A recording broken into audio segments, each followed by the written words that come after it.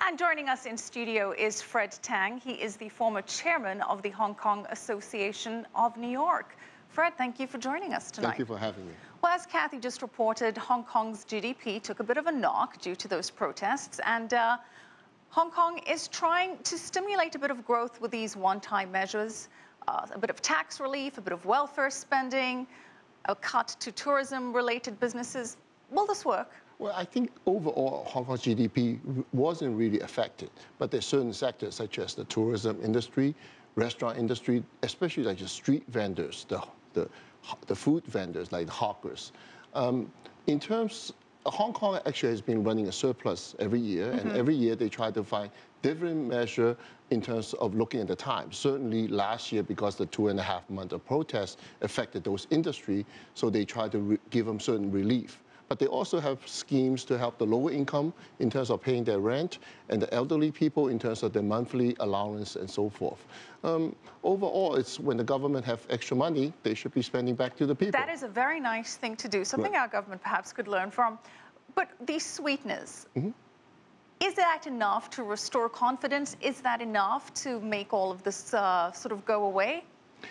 It is one of the measures. It cannot solve all of the problem. Certainly, every measure when government do this type of thing, it's like a bonus. It's a one-time so that people do not expect this year after year, because they do have to retain a revenue basis, so they cannot make these things permanent. But if there are surplus coming, then they will find ways to... Who's going to benefit the most from this year's sweetness? I think really continuously from the low-income people, because they will have paid less rent, the elderly people in terms of their allowance. For the restaurants, the hotels, the travel agents, it's a one-time fee waiver of their license fee. I think just a way of encouraging them.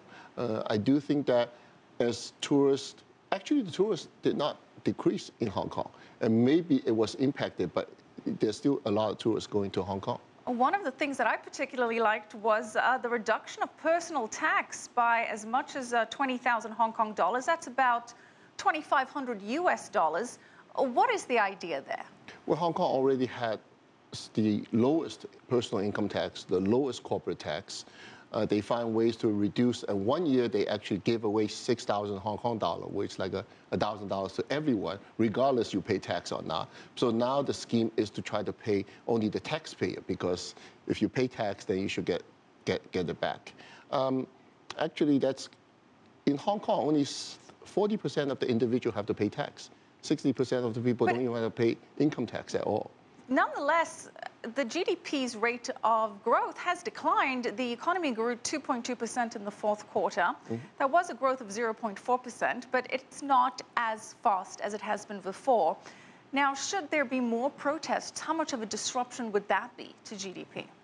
I think protests in terms of like what happened last year, I do not think that's going to happen, or there can be more of that. There will be demonstrations of protests as a freedom of speech, but I do not think that kind of prolonged occupying of streets will happen in that kind of form, because I think even some of the organizers realize that it's not a productive way to conduct in terms of voicing their opinion. Well, one of the biggest challenges that Financial Secretary Teng highlighted is the issue of Hong Kong's elderly.